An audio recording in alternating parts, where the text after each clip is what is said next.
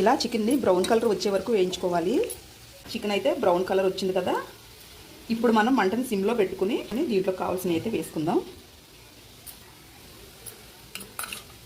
2 స్పూన్లు ఫుల్గా అల్లం వెల్లుల్లి పేస్ట్ వేసాను. ఇదంతా దీనికి పట్టేలా కలుపుకోవాలి.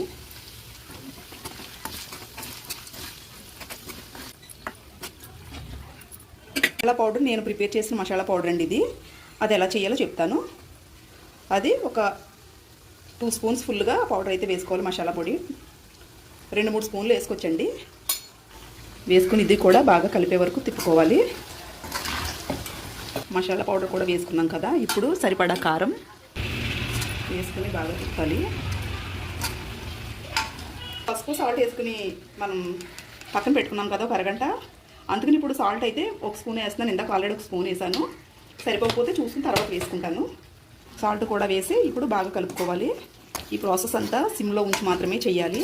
పచ్చడి అయితే ఇదిగో రెడీ అయిపోయిందండి. ఆల్మోస్ట్ రెడీ అయిపోయింది. గోంగూర ఉడికించి పెట్టుకున్న గోంగూర ఉంది కదా, అది కూడా వేసుకొని ఇప్పుడు బాగా కలుపుకుందాం.